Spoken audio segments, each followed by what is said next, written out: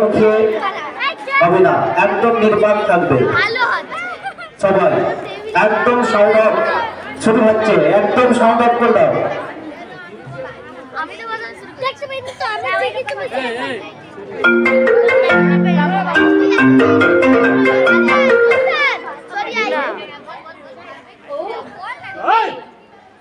বলো বলো কি খবর? মা, মা আর আমাদের নেই মোনালি।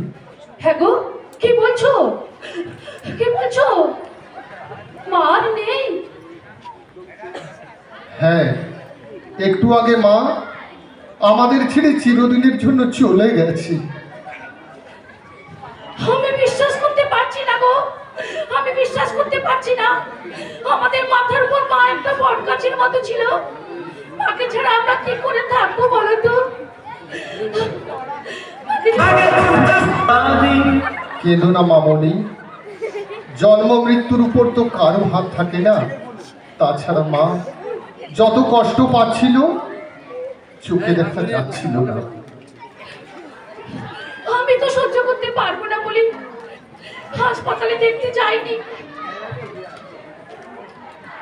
ভালো করেছো, তোমার যা উইক হার্ট, অ্যাটাক হয়ে যেতে পারতো। কি বললেন তুমি? ওখানে আর কি কে আছে? দাদা, রমেন, দীপু আর অফিসের কলিগ সবাই আছে। তুমি কিছু ভেবো না। না ভাবলে চলবে? দাদার সাথে কথা বলো, কিভাবে মাকে বাড়িতে আনবে। কোনো এসি গাড়ি পাওয়া যায় না? কেন যাবে না? সব খরচ এখন দাদাই করেছে। আমি দাদার সাথে কথা বলে সব ফাইনাল করেছি। গাড়ি, খাট, ফুল সব ব্যবস্থা হয়ে যাবে। মা খুব বেলফুল ভালোবাসত, দেখো না যদি পাও। ঠিক আছে, ব্যবস্থা করছি। মা, মাগো মাগো, শেষ পর্যন্ত তোমার মরা পোক আমায় দেখতে হবে। আমি যে সইতে পারবো না মা।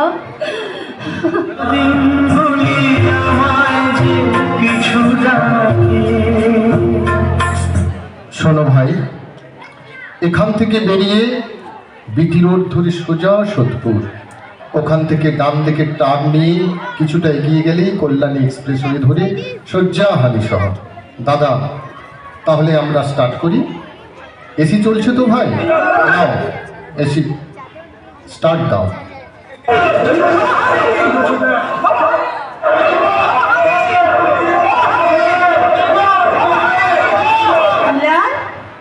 ও দুলাল, ঘুমোচ্ছিস বাবা?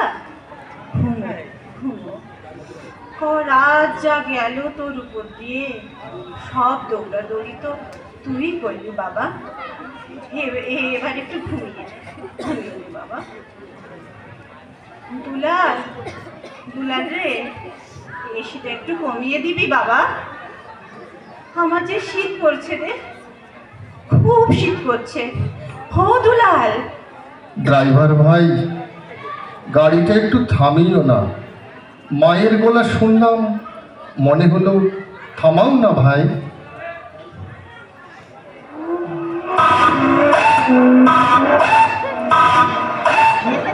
না, সব ঠিক আছে, স্টার্ট করো। এসিটা একটু কম করে দাও না ভাই। হ্যাঁ, এবার ঠিক আছে, নাও চলো।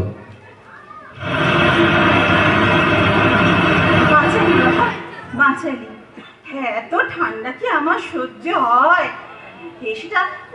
এসিটা বন্ধ করেই দে না। না না না না মা, তাহলে তোমার বডিতে যে পছন্দ ধরবে। বডি? ও হ্যাঁ, মরে গেলে তো সবাই বডি হয়ে যায়, ডেড বডি। আর পছন্দের কথা বলছিস, পছন্দ তো আমার সারা শরীরে আগেই ধরেছে, পিঠে, পাছায়, গোটা চারেক বেড সোর। হ্যাঁ মা, কি যে কষ্ট পেয়েছো তুমি এই কমাস ধরে। আমার চেয়ে অনেক বেশি কষ্ট পেয়েছে তোর বউ, আমার ছোট বৌমা। মামা মনামি তোমার জন্য কষ্ট পেয়েছে? পাইনি, গন্ধের জন্য তো আমার ঘরে ঢুকতেই পারতো না। তোর মেয়েটাকেও আমার কাছে আসতে দিত না, সব দুদিন করে বাপের বাড়ি ঘুরে আসতো। সে তোর মাকে দেখতে যেত, অমাবস্যা পূর্ণিমায় বাতের ব্যথাটা বাড়তো তো। ও দুলাল, আজকাল কি প্রতি সপ্তাহে অমাবস্যা পূর্ণিমা হচ্ছে রে? তুমিও না মা, আমার বউটাকে দেখতেই পারতে না। না পেরেও তো তোর মেয়েটাকে কোলে পিঠে করে 2 বছর টেনেছি। যতদিন রথ ছিল ততদিন রান্না করে খাইয়ে তোর বউকে অফিসে পাঠিয়েছি। অফিস থেকে ফেরার পর চায়ের কাপটা মুখের সামনে তুলে ধরেছি। ভুলে গেলি বাবা? না না না না না মা, এসব কথা আমি কেন, মোনামিও ভোলেনি। কিন্তু মা, বড় বৌদির তো কোনো দোষই তুমি দেখতে পাও না, কেন বলো তো? শুধু দোষ কেন, গুণও তো দেখতে পাই না। ওরা থাকে মালদায়, 2-3 বছর বাদে বাদে 2-4 দিনের জন্য আসে। আমি পড়ে গেছি শুনে ফোনে কাঁদুনি গাইছিল, বড্ড ব্যস্ত, ছেলের পরীক্ষা, কি করে আসবে। আমি আসতে না করে দিলাম। বেশ করেছো, থেতো মুখ ভোঁতা করে দিয়েছো। পয়সা আছে বলে বড্ড গুণ। মোনামি চাকরি না ছাড়লে আমিও আজ অনেক বড় লোক হয়ে যেতাম।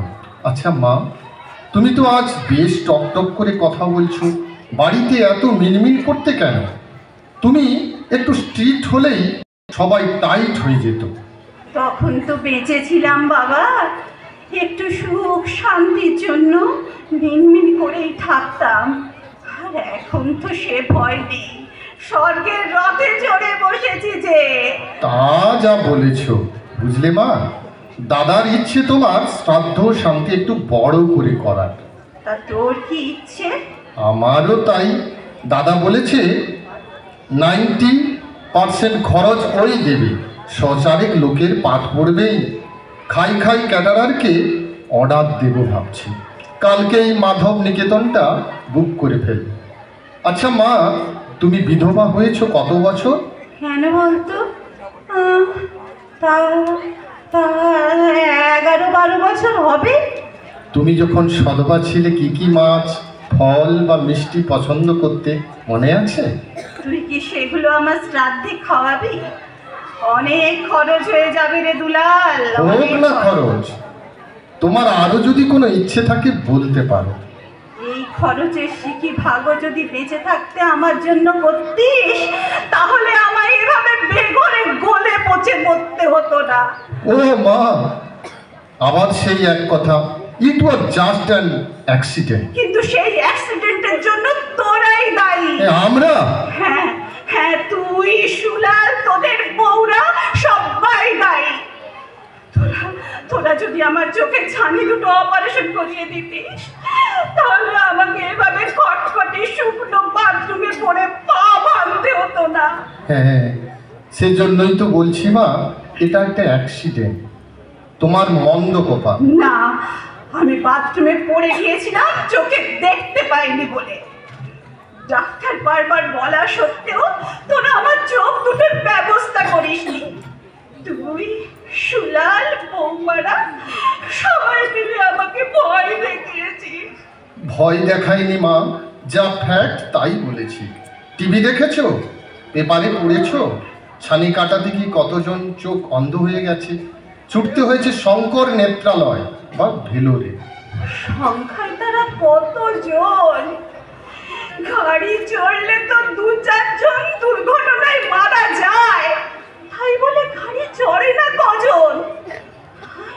আর এতই যখন জানিস, তখন এই শঙ্কর নেত্রালয় বা ভেলোরে নিয়ে গিয়ে আমার অপারেশনটা করালি না কেন?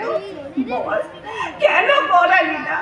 প্রশ্নটা তো দাদাকেও করতে পারতে। পারতাম,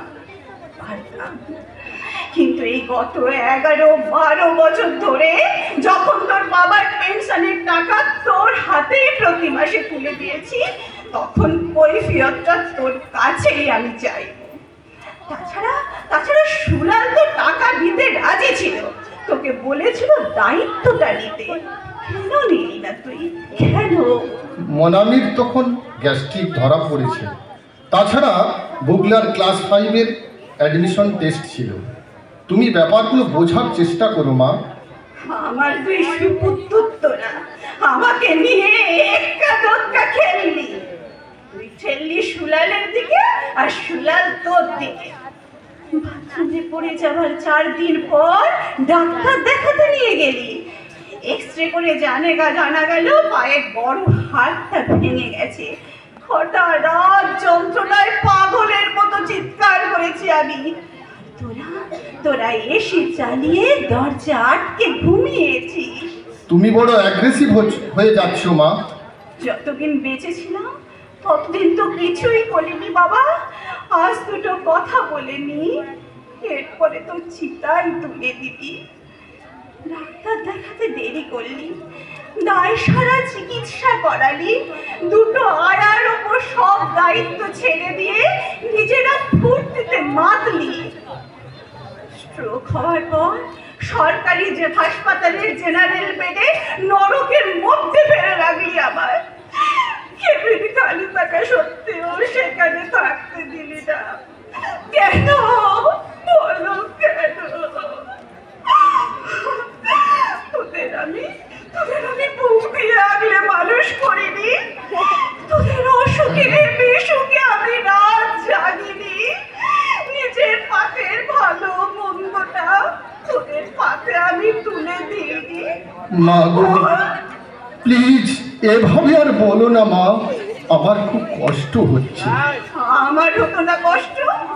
যখন চোখ দিয়ে জল গড়াতো, টন টন করতো, পেপারটাও পড়তে পারতাম না।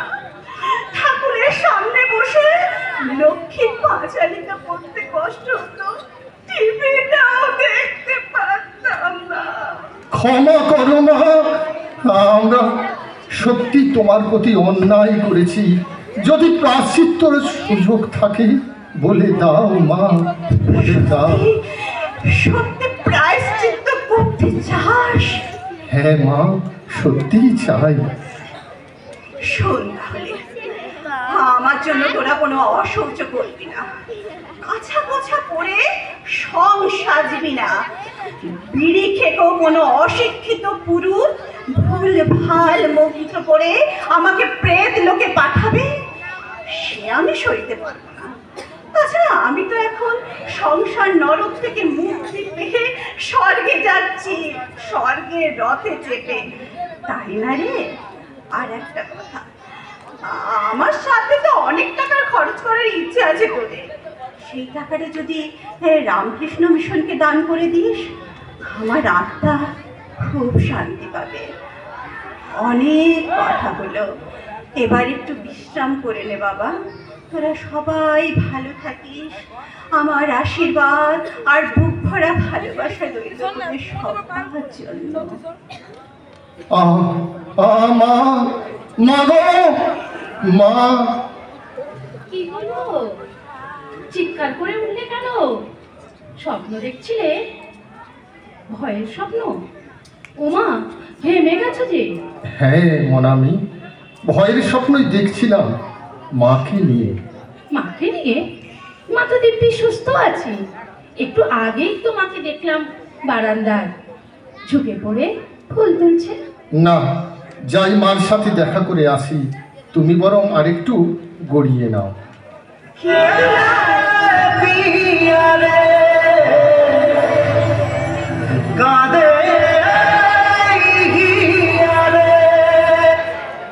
হিরে দুলাল, এত সকালে উঠে পড়লি যে?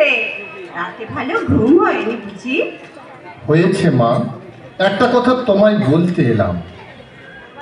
সে তো পরেও বলতে পারতিস বাবা, এত তাড়া কিসে? না মা, কথাটা তোমায় না বলে যে আমি শান্তি পাচ্ছি না।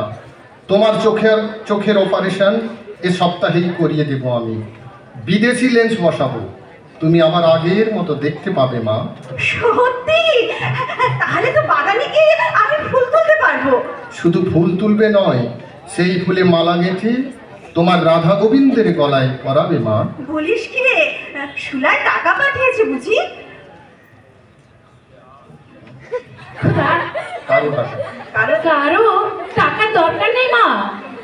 আপনার ছোট ছেলে আর আমি আজ থেকে আপনার সব দায়িত্ব নিলাম। বৌমা, তুমি নিজে মুখে এ কথা আমায় বলছো? হ্যাঁ মা বলছি, হ্যাঁ মা বলছি তো। এবার আপনি খুশি তো মা? মানামি, তুমি ওরে দুলাল, শেষ বয়সে আমার কপালে এত সুখ ছিল, আমি আবার নতুন করে তোদের মুখগুলো দেখবো রে। তোর, সুলালের, আমার, বৌমাদের, নাতি নাতনিদের, রাধা গোবিন্দ, সবই তোমার ইচ্ছা। আমার যে আজ বড় আনন্দের দিন, বড় আনন্দের দিন। নমস্কার।